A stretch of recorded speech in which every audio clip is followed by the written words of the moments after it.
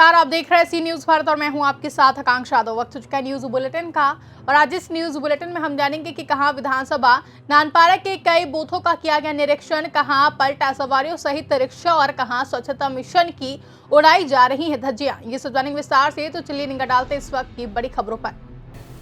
Bahraich SDM Nanpara Ajit Paresh ने विधानसभा नानपारा की कई बूथों का निरीक्षण करते हुए बाबागंज बूथ संख्या 5 junior high school Babaganj booth का निरीक्षण कर बीएलओ को जरूरी दिशा निर्देश दिए। इस मौके पर लेखपाल देवतादीन, बीएलओ सरोज, राजीव मौर्य, रेशमा, आकृति सहित कई कर्मचारी से नाम बढ़ाए जाने संबंधी जानकारी मांगी। Junior high school Babaganj field में लगे हुए घास फूस को साफ कराने का भी आदेश दिया।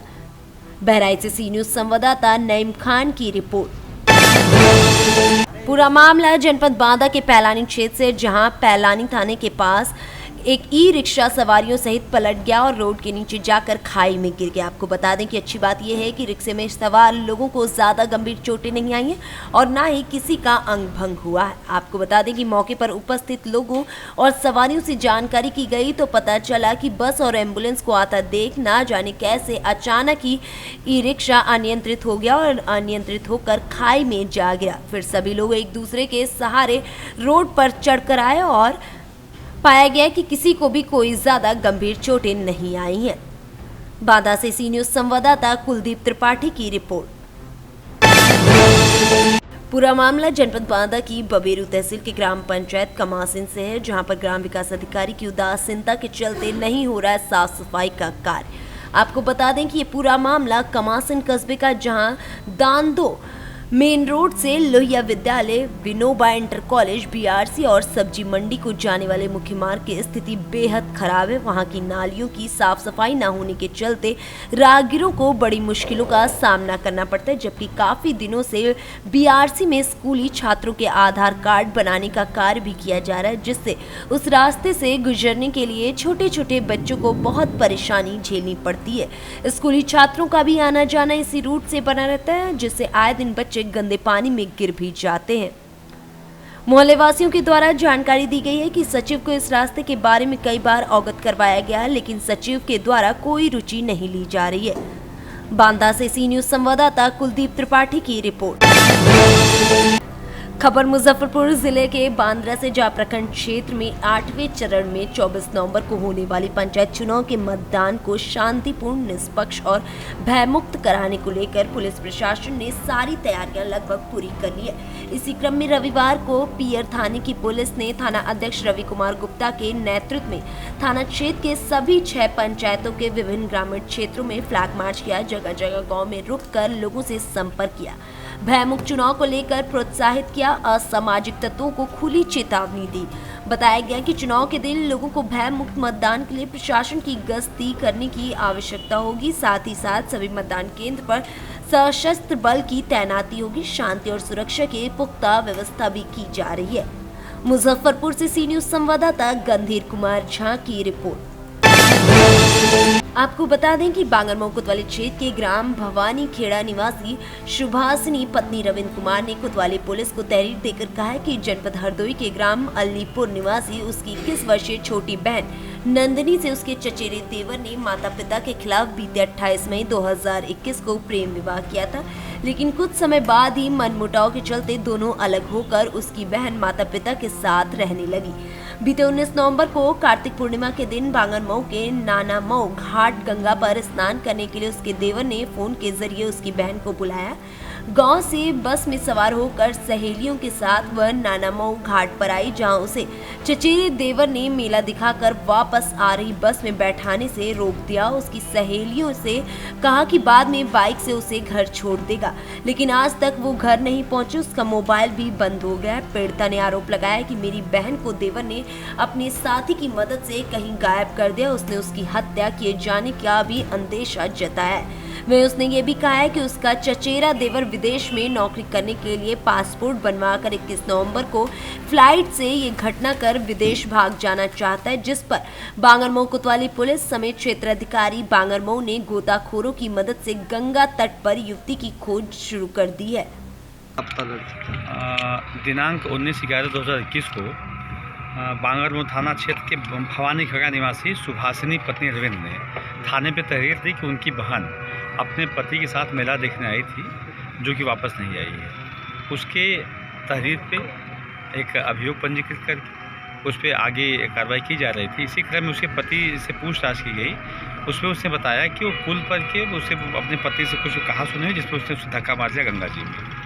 आगे उसी की खोज हो रही है, इस पर गहराई से जांच की जाएगी। आगे जो भी तथ्य आएंगे उस पर कार्रवाई की जाएगी। सुना बांगरमऊ प्रभारी एसएनसी थाना बांगरमऊ फोर्स सब लोग गोताखोरों को लेकर के लगातार प्रयास किया जा रहा है लगभग 3-4 घंटे से कि बॉडी मिल जाए और उम्मीद करते हैं बॉडी मिलने से। घटना मेरी बहन गायब है परसों से, उसको कुछ पता नहीं चल रहा है। परसों से कहाँ से गायब है? नानामऊ घाट से।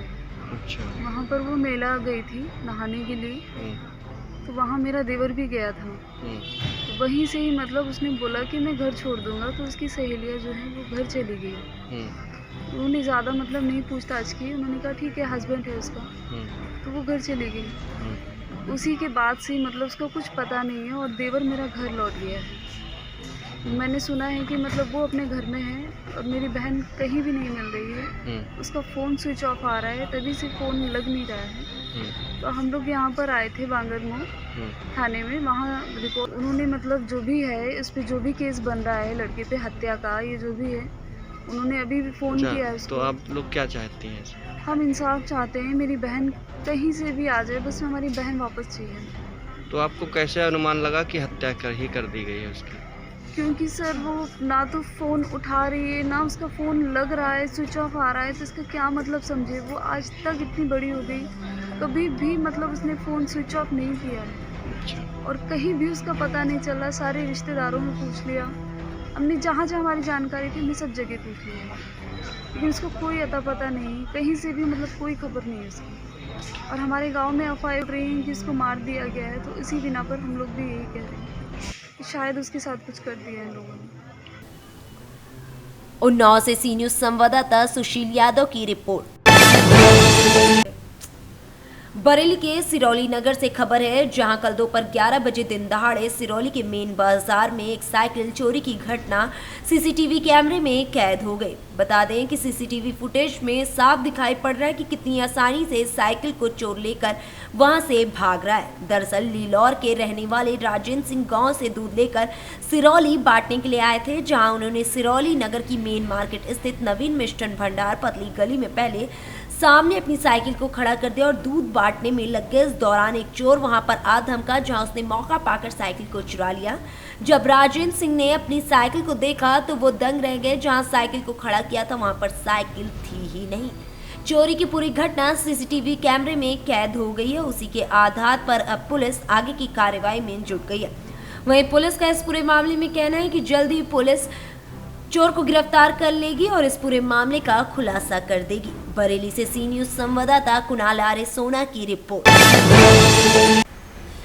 कस्बे के मुख्य बाजार में दो दुकानदारों में कहासुनी हो गई, जिसके चलते एक दुकानदार ने दूसरे दुकानदार पर दुकान में घुसकर तोड़फोड़ और मारपीट का आरोप लगाया। घटना को लेकर मुख्य बाजार में अफरा तफरी मच गई। घटना स्थल पर पहुंची पुलिस ने दोनों पक्षों को समझा बुझाकर शांत कराया और दोनों पक्षों को थाने ले गई। प्राप्त जानकारी के अनुसार कस्बे के मोहल्ला लाटगंज निवासी दीपक जैन और लहुर गांव निवासी राजेंद्र की रेडीमेड की दुकान पास है। आज किसी बात को लेकर दोनों दुकानदारों में कहासुनी हो गई, जिसने उग्र रूप ले लिया और तैश में आकर राजेंद्र पक्ष ने दीपक जैन की दुकान में जाकर काउंटर एवं सामान आदि की जमकर तोड़फोड़ और मारपीट कर दी। घटना को लेकर आसपास के दुकानदारों में अफरा तफरी मच गई। तमाम लोग एकत्र हो गए।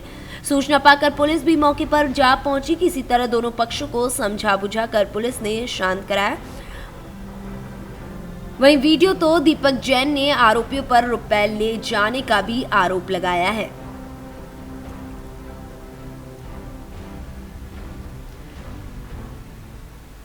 वहीं मौके पर पहुंची रिपोर्टिंग पुलिस चौकी में तैनात उप निरीक्षक कृष्ण कुमार ने बताया कि मामला तोड़फोड़ एवं मारपीट का। उप निरीक्षक ने रुपए आदि उठाकर ले जाने की बात को निराधार बताया है।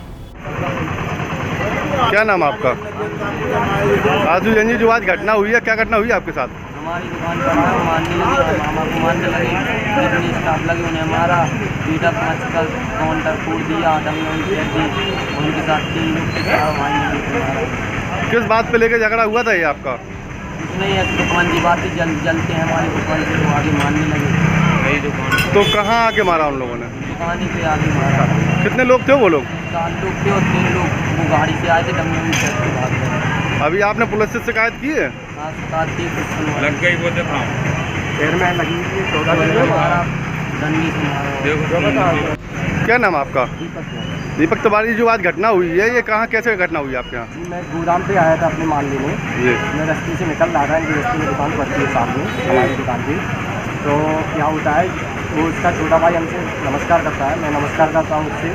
तो उसका जो बड़ा भाई था अंदर, राजन क्या, तो वो बोलता है, गाली दे के मारा, तो ठीक है हमको समझा लेना, ऐसी गाली दे के बात करता है और बहुत सारी गालियाँ देता है। हमने क्या समझा लेना, हम शाम को बात करेंगे बैठ के।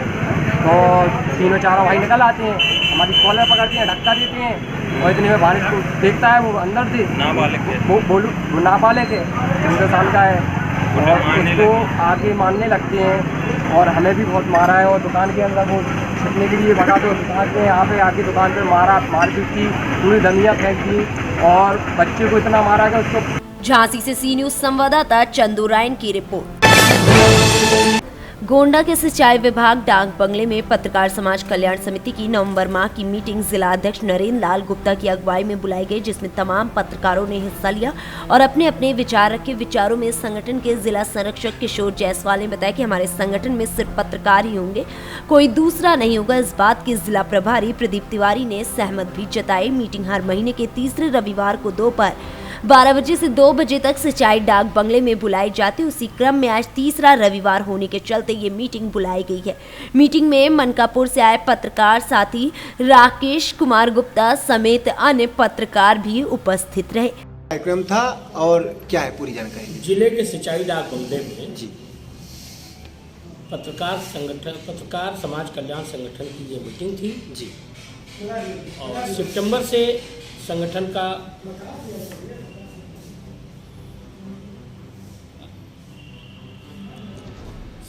संगठन को चालू किया गया यहाँ पे। वैसे संगठन 2 साल पुराना है जी जी। और 2 साल पुराने संगठन में अब तक करीब 20,000 से ज़्यादा लोग जुड़ चुके हैं जी। संगठन में हमारे कोई पैसा नहीं, कोई शुल्क नहीं है। हाँ 75 रुपया साल में एक बार आई काटता है जी। लेकिन लोकल बॉडी के तौर पर 200 रुपया प्रतिमाह हमने संगठन में सभी साथियों से कहा है कि अगर 200 रुपये महीना आपस में कंट्रीब्यूट करें जी तो उस पैसे से हम किसी पत्रकार साथी की या उसके घर में कोई दुख क्लेश आता है तो उसकी मदद कर पाएंगे जी। और जो मदद करेंगे वो पैसा वापस नहीं लेंगे, मतलब नॉन रिफंडेबल जी। इस आधार पे यह तीसरी मीटिंग है संगठन की। हाँ। गोंडा से सी न्यूज संवाददाता कल्पराम त्रिपाठी की रिपोर्ट। रविवार को नगर परिषद कार्यालय में मुख्य नगर पालिका अधिकारी कमल सिंह परमार ने स्वच्छ सर्वेक्षण 2021 में नगर परिषद पानखेड़ी काला पीपल संभाग व जिले में नंबर 1 व प्रदेश स्तर पर चौथा स्थान प्राप्त होने पर पत्रकारों से चर्चा की, जहां मुख्य नगर पालिका अधिकारी कमल सिंह परमार ने कहा कि स्वच्छता को लेकर जमीनी स्तर पर मेहनत की गई है। सफाई कर्मी व नगर पालिका स्टाफ के लोगों ने रात दिन उसके लिए मेहनत की है। वह सबसे बड़ा योगदान काला पीपल की जनता का है, जनप्रतिनिधि और पत्रकारों का रहा है, जिन्होंने समय पर दिशा निर्देश दिए हैं। सभी की मेहनत से ये प्रतिफल हमको मिला है। वहीं आगे भी हमारा प्रयास रहेगा कि प्रदेश में नंबर 1 पायदान पर रहे, इसके लिए हम कोशिश करेंगे। काला पीपल नगर परिषद ने जिले में प्रथम स्थान प्राप्त किया है और संभाग में 25,000 जनसंख्या वाले जितने भी नगर परिषद हैं संभाग लेवल में भी प्रथम स्थान प्राप्त किया है और स्टेट लेवल में अपना चौथा स्थान रहा।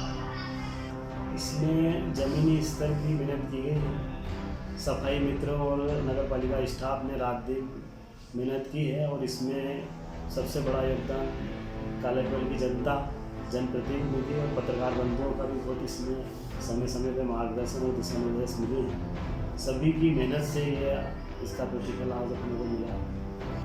ये सबसे अच्छी खुशी का क्षण है आज इस नगर परिषद के लिए। ज़्यादा मेहनत करेंगे, इससे ज़्यादा प्रयास करेंगे कि शाजापुर से सी न्यूज संवाददाता संदीप गहलोत की रिपोर्ट। जेठरा जोड़ से काला पीपल और चंदबड़ तक 2 लेन सड़क की हालत खराब होने से वाहन चालक आए दिन हादसे का शिकार हो रहे हैं। उक्त सड़क पर गहरे गड्ढे होने से रात के समय में कई बार चालक गड्ढे में फिसलने से गिर रहे हैं। बावजूद इसके विभाग का इस ओर कोई ध्यान नहीं है। इस सड़क की खस्ता हाल की तरफ ना ही शुजालपुर विधायक और राज्य मंत्री इंदर सिंह परमार और ना ही काला पीपल विधायक कुणाल चौधरी का ध्यान गया है। दोनों विधानसभा क्षेत्र को ये सड़क एक दूसरे से जोड़ती है, फिर भी सड़क की हालत बद से बदतर है।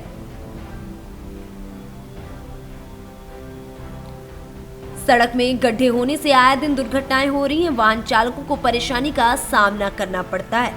प्रीतम राजपूत है और ये जो रोड है काला पीपल से चांदबड़ जाने वाला रोड है, इसमें बहुत सारे गड्ढे हो चुके हैं, सारा खुद चुका है, लेकिन PWD वालों ने अभी तक इस पर गौर नहीं करी है।